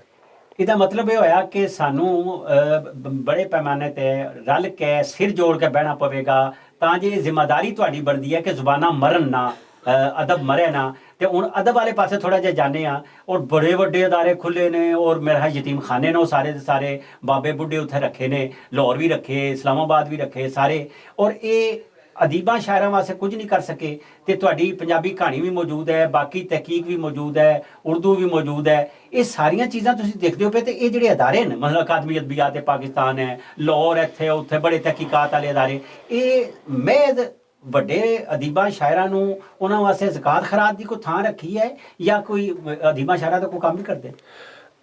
ਅਮਨ ਸਾਹਿਬ, ਇਹ ਬੜੇ ਇੱਕ ਦੁੱਖ ਵਾਲੀ ਗੱਲ ਹੈ ਕਿ ਇਜਤਮਾਹੀ ਤੌਰ ਤੇ ਸਾਡਾ ਮੁਆਸ਼ਰਾ ਜਿਹੜਾ ਹੈ ਉਹਦੇ ਵਿੱਚ ਲਿਖਣ ਪੜ੍ਹਨ ਦਾ ਉਸ ਤਰ੍ਹਾਂ ਰੁਝਾਨ ਨਹੀਂ ਜਿਸ ਤਰ੍ਹਾਂ ਕਿ ਤਰੱਕੀ ਯਾਫਤਾ ਮਮਾਲਿਕ 'ਚ ਹੁੰਦਾ ਹੈ। ਈਵਨ ਕੁਝ ਤਰੱਕੀ ਪਜ਼ੀਰ ਮੁਲਕ ਨੇ, ਸਾਡੇ ਗੁਆਂਢ ਇੰਡੀਆ ਹੈ, ਉੱਥੇ ਵੀ ਲਿਖਣ ਪੜ੍ਹਨ ਦਾ ਕਾਫੀ ਰਿਵਾਜ ਹੈ। ਤੁਸੀਂ ਅੱਗੇ ਪ੍ਰਿੰਟ ਮੀਡੀਆ ਦੀ ਗੱਲ ਕੀਤੀ ਤਾਂ ਵੈਸੇ ਹੀ ਥੋੜਾ ਡਾਇੰਗ ਮੀਡੀਅਮ ਹੋ ਗਿਆ ਨਾ, ਲੋਕੀ ਚੂੰਕਿ ਡਿਜੀਟਲਾਈਜੇਸ਼ਨ ਵੱਲ ਚਲੇ ਗਏ ਕਿ ਹਰ ਬੰਦੇ ਦੇ ਹੱਥ ਵਿੱਚ ਮੋਬਾਈਲ ਹੈ, ਸਮਾਰਟਫੋਨ ਹੈ, ਔਰ ਉਹ ਆਪਣਾ TV ਬਣਾ ਸਕਦਾ ਹੈ। ਤੇ ਕੋਈ ਇਹਦੇ 'ਚ ਘਬਰਾਉਣ ਵਾਲੀ ਗੱਲ ਨਹੀਂ। ਵੇਖੋ, ਜਦੋਂ ਰੇਡੀਓ ਸੀ ਤੇ ਰੇਡੀਓ ਤੋਂ ਅਖਬਾਰ ਸੀ ਤੇ ਅਖਬਾਰ ਤੋਂ ਬਾਅਦ ਰੇਡੀਓ ਆਇਆ ਤੇ ਲੋਕਾਂ ਕਿਹਾ ਅਖਬਾਰ ਮੁੱਕ ਜਾਏਗਾ, ਅਖਬਾਰ ਨਹੀਂ ਮੁੱਕਾ, ਕੋਈ ਸ਼ੈ ਨਹੀਂ ਮੁੱਕਦੀ। ਅੱਛਾ, ਰੇਡੀਓ ਆਇਆ ਤੇ ਉਸ ਤੋਂ ਬਾਅਦ TV ਆ ਗਿਆ, ਲੋਕਾਂ ਕਿਹਾ ਰੇਡੀਓ ਮੁੱਕ ਜਾਏਗਾ, ਰੇਡੀਓ ਨਹੀਂ ਮੁੱਕਾ। ਹੁਣ ਚੈਨਲ ਆ ਗਏ ਪ੍ਰਾਈਵੇਟ ਤੇ ਲੋਕਾਂ ਕਿਹਾ ਜੀ ਸਟੇਟ ਮੀਡੀਆ। ਕਹਿਣ ਦਾ ਮਤਲਬ ਇਹ ਵੀ ਕਿ ਬੇਸਿਕਲੀ ਇਹ ਵੀ ਕਿ ਤੁਹਾਨੂੰ ਜਦੋਂ ਕੰਪੀਟੀਸ਼ਨ ਹੁੰਦਾ ਤੇ ਫਿਰ ਤੁਹਾਨੂੰ ਕੁਆਲਿਟੀ ਦਾ ਕੰਟੈਂਟ ਔਰ ਤੁਹਾਡੇ ਪ੍ਰੋਡਿਊਸਰ ਡਾਇਰੈਕਟਰ ਤੁਹਾਡੇ ਇੰਟੈਲੈਕਚੁਅਲ ਜਾਂ ਹੋਣ ਦਾ ਮਕਸਦ ਹੀ ਹੁੰਦਾ ਕਿ ਤੁਸੀਂ ਆਪਣੀ ਇੰਟੈਲੈਕਟ ਆਪਣੀ ਪ੍ਰੈਜੈਂਟੇਸ਼ਨ ਆਪਣੀ ਚੀਜ਼ਾਂ ਦੇ ਨਾਲ ਆਪਣੇ ਪ੍ਰੋਗਰਾਮਿੰਗ ਦੇ ਨਾਲ ਲੋਕਾਂ ਨੂੰ ਇਹੋ ਜਿਹਾ ਮਿਆਰੀ ਕੰਟੈਂਟ ਦਿਓ ਕਿ ਲੋਕ ਤੁਹਾਡੇ ਵੱਲ ਖਿੱਚੇ ਆਉਣ। ਅੱਛਾ, ਉਹਦੇ ਵਿੱਚ ਇਹ ਵੀ ਕਿ ਜਿਹੜੇ ਬਹੁਤ ਸਾਰੇ ਨਵੇਂ ਐਵੀਨਿਊਜ਼ ਨੇ ਉਹ ਤੇ ਸਾਹਮਣੇ ਆਏ ਨੇ, ਯਾਨੀ ਮੀਡੀਆ ਦੇ ਬਹੁਤ ਸਾਰੇ ਜਿਹੜੇ ਨਵੇਂ ਐਵੀਨਿਊਜ਼ ਨੇ ਉਹ ਸਾਹਮਣੇ ਆ ਰਹੇ ਨੇ ਔਰ ਮੀਡੀਆ ਜਿਹੜਾ ਹੈ ਉਹ ਬਿਲਕੁਲ ਇਹਦਾ ਮਤਲਬ ਇਹ ਨਹੀਂ ਕਿ ਖਤਮ ਹੋ ਰਿਹਾ, ਬਸ ਉਹ ਸ਼ੇਪ ਆਪਣੀ ਸ਼ੇਪ ਬਦਲ ਰਿਹਾ ਹੈ, ਸ਼ੇਪ ਬਦਲ ਰਿਹਾ ਨਾ। ਤੇ ਵੇਖੋ ਇਨਸਾਨੀ ਜਜ਼ਬਾਤ ਤੇ ਨਹੀਂ ਖਤਮ ਹੋਣੇ, ਮੁਹੱਬਤ ਤੇ ਨਹੀਂ ਖਤਮ ਹੋਣੀ, ਨਫ਼ਰਤ ਤੇ ਖਤਮ ਨਹੀਂ ਹੋਣੀ, ਜਿਹੜਾ ਮੁਸਕਰਾਹਟ ਜਾਂ ਫੁੱਲ ਖਿੜਨੇ ਉਹ ਤੇ ਨਹੀਂ ਬੰਦ ਹੋਣੇ। ਲਿਹਾਜ਼ਾ ਚੀਜ਼ਾਂ ਦਾ ਪ੍ਰੋਸੈਸ ਜਿਹੜਾ ਹੈ ਉਹ ਵਕਤ ਦੇ ਨਾਲ ਨਾਲ ਜਾਰੀ ਰਹਿੰਦਾ ਹੈ ਔਰ ਇਹ ਜਾਰੀ ਰਹਿਣਾ ਹੈ ਜਦੋਂ ਤੱਕ ਕਾਇਨਾਤ ਰਹਿਣੀ ਹੈ, ਜਦੋਂ ਤੱਕ ਇਨਸਾਨ ਨੇ ਰਹਿਣਾ। ਤੇ ਜਿਹੜੀ ਤੁਸੀਂ ਇਦਾਰਿਆਂ ਦੀ ਗੱਲ ਕੀਤੀ, ਇਦਾਰਿਆਂ ਦੀ ਇਹ ਵੀ ਕਿ ਵੇਖੋ ਮੈਂ ਮਿਸਾਲ ਦੇਣਾ ਇੰਡੀਆ ਦੀ ਕਿ ਵੇਖੋ ਉੱਥੇ ਅੱਛੀ ਫਿਲਮ ਵੀ ਬਣ ਰਹੀ ਹੈ, ਬਹੁਤ ਅੱਛੀ ਵੀ ਬਣ ਰਹੀ ਹੈ, ਦਰਮਿਆਨੀ ਵੀ ਬਣ ਰਹੀ ਹੈ, ਬੁਰੀ ਵੀ ਬਣ ਰਹੀ ਹੈ ਤੇ ਬਹੁਤ ਬੁਰੀ ਵੀ ਬਣ ਰਹੀ ਹੈ, ਲੇਕਿਨ ਸਾਡੇ ਤੇ ਕੁਝ ਬਣ ਹੀ ਨਹੀਂ ਰਿਹਾ। ਅੱਛਾ, ਓਵਰਆਲ ਜਿਹੜਾ ਚੂੰਕਿ ਟ੍ਰਾਂਜੀਸ਼ਨਲ ਫੇਜ਼ ਤੋਂ ਬਤੌਰ ਸੁਸਾਇਟੀ ਅਸੀਂ ਗੁਜ਼ਰ ਰਹੇ ਹਾਂ ਕਿ ਵੇਖੋ ਲਿਖਣ ਪੜ੍ਹਨਾ ਇੱਕ ਜ਼ਮਾਨੇ 'ਚ ਕਿਸੇ ਦਾ ਅਫਸਾਨਾ ਛਪ ਜਾਣਾ ਫਨੂਨ 'ਚ ਜਾਂ ਉਹ ਰਾਗ 'ਚ ਤੋਂ ਦਵਾਈ ਪਾਈ ਜਾਣੀ। ਹੁਣ ਕੋਈ ਮਿਆਰੀ ਉਰਦੂ ਦਾ ਰਸਾਲਾ ਕੋ ਨਹੀਂ, you Kant even name one, Punjabi 'ਚ ਕੋ ਨਹੀਂ, ਸਿੰਧੀ 'ਚ ਸ਼ਾਇਦ ਹੋਣ ਜਾਂ ਦੂਸਰੀਆਂ ਜ਼ੁਬਾਨਾਂ ਦੇ ਵਿੱਚ ਮੇਰੇ ਇਲਮ ਦੇ ਵਿੱਚ ਨਹੀਂ। ਸਿੰਧ ਦੇ ਵਿੱਚ ਚੁੱਕੇ ਲਿਖਣ ਪੜ੍ਹਨ ਦਾ ਕਾਫੀ ਰੁਝਾਨ ਹੈ, ਬਲੋਚਿਸਤਾਨ 'ਚ ਵੀ ਮਾੜੀ ਹੋਈ ਹਾਲਤ ਹੈ, ਉੱਥੇ ਸਾਡੇ ਦੋਸਤ ਹੈ ਨੇ ਆਬਦ ਮੀਰ ਜਾਂ ਦੂਸਰੇ ਲੋਕ ਜਿਹੜੇ ਲਿਖਣ ਪੜ੍ਹਨ ਦਾ ਕੰਮ ਕਰਦੇ ਨੇ। ਤੇ ਜਿਹੜੇ ਇਦਾਰੇ ਨੇ ਵੇਖੋ ਉਹਨਾਂ ਕੰਮ ਤੇ ਉਹੀ ਕਰਨਾ ਜਿਹੜੇ ਬੰਦੇ ਹੈ ਨੇ, ਲਿਖਣ ਵਾਲੇ ਉਹ ਬੰਦੇ ਕਿੱਥੋਂ ਲਿਆਉਣ। ਹਾਂ, ਉੱਥੇ ਜ਼ਰਾ ਪਸੰਦ ਨਾ ਪਸੰਦ ਕਿਸੇ ਹੱਦ ਤੱਕ ਚੱਲਦੀ ਏ ਸਾਰੇ ਇਦਾਰਿਆਂ 'ਚ, ਔਰ ਜਦੋਂ ਦਾ ਇਨਸਾਨ ਬਣਿਆ ਉਦੋਂ ਦੀ ਚੱਲਦੀ ਤੇ ਚੱਲਦੀ ਰਹਿਣੀ ਹੈ। ਲੇਕਿਨ ਸਿਰਫ ਮਤਲਬ ਇਹ ਵੇ ਕਿ ਅਗਰ ਸਾਰਾ ਓਵਰਆਲ ਕੰਮ ਚੱਲਦਾ ਹੋਏ ਤੁਸੀਂ ਪੋਜ਼ਿਟਿਵ ਕੰਮ ਦਾ ਤੇ ਕ੍ਰੀਏਟੀਵਿਟੀ ਦਾ ਤੁਸੀਂ ਰਾਹ ਨਹੀਂ ਰੋਕ ਸਕਦੇ। ਤੁਸੀਂ ਵੇਖੋ ਕਿ ਅਲੀ ਅਕਬਰ ਨਾਤਕ ਇੱਕ ਪਿੰਡ ਤੋਂ ਉੱਠਿਆ, ਉਹਨੇ ਆਪਣੀ ਯਾਨੀ ਸ਼ਾਇਰੀ ਨਾਵਲ ਅਫਸਾਨਾ ਉਹਨੇ ਆਪਣੇ ਯਾਨੀ ਇੰਟੈਲੈਕਟ ਦੀ ਦੌਰ ਤੇ ਬਣਵਾਇਆ, ਆਪਣੀ ਤਖਲੀਕ ਦੇ ਦੌਰ ਤੇ ਬਣਵਾਇਆ। ਤੇ ਇਸੇ ਤਰ੍ਹਾਂ ਹੀ ਤੁਸੀਂ ਲਿਖੋ ਮੈਂ ਲਿਖਾਂ ਜਾਂ ਕੋਈ ABCD ਲਿਖੇ, ਹਾਂ ਇਹ ਜ਼ਰੂਰ ਫਰਕ ਪੈਂਦਾ ਹੈ ਕਿ ਕੋਈ ਮਰਕਜ਼ 'ਚ ਬੈਠਾ ਹੈ ਕੋਈ ਮੇਨ ਸਟ੍ਰੀਮ 'ਚ, ਲੇਕਿਨ ਤੁਸੀਂ ਇਹ ਵੇਖੋ ਕਿ ਉੱਥੇ ਆਉਣ ਤੱਕ ਉਹਨੂੰ ਕਿੰਨੇ ਸਾਲ ਲੱਗੇ ਨੇ। ਤੋ ਇਹ ਐਵੇਂ ਬਾਜ਼ ਜਿਹੜੇ ਨਾਕਾਮ ਸ਼ਾਇਰ ਅਦੀਬ ਹੁੰਦੇ ਨੇ ਉਹ ਪ੍ਰੋਪੋਗੰਡਾ ਕਰਦੇ ਨੇ ਜੀ ਫਲਾਣੇ ਨੂੰ ਪ੍ਰਮੋਟ ਕੀਤਾ ਜਾ ਰਿਹਾ, ਫਲਾਣੇ ਨੂੰ ਕੀਤਾ ਜਾ ਰਿਹਾ। ਮੈਂ ਕਹਿੰਦਾ ਮਿਸਾਲ ਫਰਜ਼ ਕਰੋ ਤੁਸੀਂ ਕਿਸੇ ਸ਼ਾਇਰ ਜਾਂ ਅਦੀਬ ਨੂੰ ਕਿਸੇ ਏਜੰਡੇ ਦੇ ਤਹਿਤ ਪ੍ਰਮੋਟ ਕੀਤਾ ਜਾਂਦਾ ਹੈ, ਤੁਸੀਂ ਮੈਨੂੰ ਇਹ ਦੱਸੋ ਉਹਦੀ ਉਮਰ ਕਿੰਨੀ ਹੁੰਦੀ ਹੈ? ਅੱਜ ਮੋਇਆ ਕੱਲ ਦੂਜਾ ਦਿਨ ਹਾਂਜੀ ਹੁੰਦਾ। ਮੈਂ ਕਈ ਮਿਸਾਲਾਂ ਦੇ ਸਕਦਾ ਕਿ ਉਹ ਆਪਣੇ ਵਕਤ ਦੇ ਵਿੱਚ ਉਹਨਾਂ ਦਾ ਬੜਾ ਨਾਂ ਬੱਲੇ ਬੱਲੇ ਪੈਸੇ ਵੀ ਤੇ ਉਹ ਫੌਤ ਹੋਏ ਤੇ ਫੌਤ ਹੀ ਹੋ ਗਏ, ਛੁੱਟੀ ਹੋ ਗਈ। ਹਾਂਜੀ, ਤੋ ਲਿਹਾਜ਼ਾ ਉਹ ਹਰ ਇਦਾਰਾ ਜਿਹੜਾ ਵੇਖੋ ਨੇ ਆਪਣੇ ਮੈਂਡੇਟ ਦੇ ਮੁਤਾਬਕ ਕੰਮ ਕਰਨਾ ਹੈ ਨਾ। ਅੱਛਾ, ਹੁਣ ਥੋੜੀ ਜਿਹੀ ਮੈਂ ਸਿਆਸੀ ਗੱਲ ਤੁਹਾਡੇ ਨਾਲ ਕਰਨਾ ਚਾਹਨਾ ਕਿ ਇਹ ਜਿਹੜੇ ਸਾਰੇ ਸਿਆਸਤਦਾਨ ਜਾਂ ਸਾਰੀਆਂ ਸਿਆਸੀ ਪਾਰਟੀਆਂ ਨੇ ਉਹਨਾਂ ਦੇ ਬੀਟ ਰਿਪੋਰਟਰ ਜਿਹੜੇ ਹੁੰਦੇ ਨੇ ਉਹ ਦਰਅਸਲ ਪਾਰਟੀ ਰਿਪੋਰਟਰ ਬਣ ਜਾਂਦੇ ਨੇ। ਇਹ ਕੀ ਹੈ? ਇਹ ਜਰਨਲਿਜ਼ਮ ਦਾ ਤੁਸੀਂ ਜ਼ਾਹਿਰ ਬ੍ਰਾਡਕਾਸਟਰ ਹੋ, ਜਰਨਲਿਜ਼ਮ ਸਾਰੀ ਦੇਖੀ ਤਹਿਕੀਕ ਕੀਤੀ, ਇਹ ਕੀ ਦੁਕਾਨਦਾਰੀ ਹੈ? ਅਸਲ ਇਹਨੂੰ ਸਮਝਣ ਲਈ ਨਾ ਅਹਿਮਦ ਸਾਹਿਬ ਮੁਖਤਸਰ ਗੱਲ ਇਹ ਵੇ ਕਿ ਜਿਸ ਵੇਲੇ ਸੁਸਾਇਟੀ ਨਾਰਮਲ ਨਹੀਂ ਨਾ ਰਹਿੰਦੀ, ਯਾਨੀ ਜਿਵੇਂ ਉਹਦੀ ਨੈਚੁਰਲ ਗਰੋਥ ਹੁੰਦੀ ਹੈ ਤੇ ਉਹ ਮੁਖਤਲਿਫ ਸੈਗਮੈਂਟਸ ਔਰ ਗਰੁੱਪਸ 'ਚ ਤਕਸੀਮ ਹੋ ਜਾਂਦੀ ਹੈ। ਉਹ ਵੇਖੋ ਨਾ ਹਰ ਇਦਾਰੇ ਦੇ ਆਪਣੀਆਂ ਸੁਸਾਇਟੀਆਂ ਨੇ, ਰਿਹਾਇਸ਼ੀ ਸੁਸਾਇਟੀਆਂ, ਆਪਣੇ ਆਪਣੇ ਕਲੱਬ ਨੇ ਔਰ ਉਹ ਬਾਰ ਐਸੋਸੀਏਸ਼ਨਸ ਨੇ, ਪ੍ਰੈਸ ਕਲੱਬ ਨੇ, ਠੀਕ ਹੈ, ਜਾਂ ਜਿਵੇਂ ਹੋਰ ਜਥਾ ਕਰਦੀ ਹੈ। ਹਾਂਜੀ, ਜਿਹੜੇ ਹੋਰ ਇਦਾਰੇ ਨੇ। ਹੁਣ ਵੇਖੋ ਇੱਕ ਵਕੀਲ ਹੈ ਉਹ ਗਲਤ ਹੈ ਤਾਂ ਮੈਂ ਅਗਰ ਵਕੀਲ ਹਾਂ ਤਾਂ ਮੈਂ ਉਹਨੂੰ ਸਪੋਰਟ ਕਰਨਾ ਹੀ ਕਰਨਾ। ਅਗਰ ਇੱਕ ਸਾਫੀ ਹੈ ਦੋਸਤ ਹੈ ਮੇਰਾ ਤਾਂ ਮੈਂ ਉਹਨੂੰ ਕਰਨਾ ਹੀ ਕਰਨਾ। ਹਾਲਾਂਕਿ ਇਹ ਜਿਹੜੇ ਲੋਕ ਹੁੰਦੇ ਨੇ ਉਹ ਇਸ ਲਈ ਇਹਨਾਂ ਦੀ ਇੱਜ਼ਤ ਕੀਤੀ ਜਾਂਦੀ ਕਿ ਆਪਣੀ ਅਸੂਲ ਤੇ ਔਰ ਪ੍ਰਿੰਸੀਪਲ ਦੀ ਬੁਨਿਆਦ ਤੇ ਸਟੈਂਡ ਲੈ ਲੈਣ। ਤੇ ਲਿਹਾਜ਼ਾ ਉਹ ਓਵਰਆਲ ਚੁੱਕੇ ਇੱਕ ਕਲਚਰ ਪੈਦਾ ਹੋ ਗਿਆ ਔਰ ਆਪਾਂ ਦਾ ਪੀਕ ਵੀ ਮੈਂ ਮਹਿਫੂਜ਼ ਹੋ ਜਾ, ਮੇਰੇ ਬੱਚੇ ਮਹਿਫੂਜ਼ ਹੋ ਜਾਣ। ਉਹ ਬਈ ਅੱਲਾ ਦੇ ਉਹ ਬੰਦੇ, ਉਹ ਦੂਜੇ ਦੇ ਬੱਚੇ ਵੀ ਤੁਹਾਡੇ ਬੱਚੇ ਨੇ। ਬਿਲਕੁਲ, ਬੱਚੇ ਸਾਂਝੇ ਸਮਝੋਗੇ ਤੇ ਕੌਮਾਂ ਬਚਣ ਦੀਆਂ। ਉਹ ਕੈਨੇਡਾ ਵਾਲੇ ਆਂਦੇ ਨੇ ਕਿ ਜਿਹੜੇ ਬੱਚੇ ਨੇ ਇਹ ਉਹਨਾਂ ਨੂੰ ਵਜ਼ੀਫਾ ਦਿੰਦੇ ਨੇ ਨਾ ਸਭ ਬੱਚਿਆਂ ਨੂੰ, ਉਹ ਆਂਦੇ ਨੇ ਬੱਚੇ ਦਰਅਸਲ ਸਾਡੇ ਨੇ, ਸਾਡੇ ਮਤਲਬ ਰਿਆਸਤ ਦੇ। ਤੇ ਉਹ ਅਗਰ ਬੱਚੇ ਤੁਸੀਂ ਆਪਣੇ ਸਹੀ ਪੈਦਾ ਕਰ ਲੋਗੇ, ਉਹਨਾਂ ਨੂੰ ਪ੍ਰੋਪਰਲੀ ਟ੍ਰੇਨਡ ਕਰ ਲੋਗੇ ਤੇ ਉਹ ਫਾਇਦਾ ਕਿਹਦਾ ਹੈ? ਉਹ ਇੰਡੀਵਿਜੂਅਲ ਕਿਸੇ ਦਾ ਘਾਟੇ, ਉਹ ਸਟੇਟ ਦਾ ਬੇਸਿਕਲੀ ਸਰਮਾਇਆ ਹੈ। ਤੁਸੀਂ ਉਹਨਾਂ ਨੂੰ ਇਨਸਾਨੀ ਬੰਬ ਨਹੀਂ ਬਣਾਉਂਦੇ ਹੋ, ਤੁਸੀਂ ਉਹਨਾਂ ਨੂੰ ਫੁੱਲ ਬਣਾਉਂਦੇ ਹੋ, ਉਹ ਖੁਸ਼ਬੂ ਫੈਲਾਉਂਦੇ ਨੇ ਤੇ ਅੱਗੇ ਚੱਲਦਾ ਜਾਂਦਾ ਹੈ। ਸਾਮੀਨ, ਅੱਜ ਅਸਾਂ ਗੱਲ ਕੀਤੀ ਅਕਮਲ ਸ਼ਹਿਜ਼ਾਦ ਘੁੰਮਣ ਨਾਲ, ਤੇ ਅਸੀਂ ਅੱਗੇ ਵਧਾਂਗੇ ਤੇ ਇੱਕ ਵਕਫਾ ਵੀ ਲਵਾਂਗੇ ਤੇ ਹੋਰ ਥੋੜੀ ਜਿਹੀ ਗੱਲ ਕਰਾਂਗੇ ਤਾਂ ਜੇ ਇਹ ਗੱਲ ਪੂਰੀ ਹੋ ਜਾਵੇ।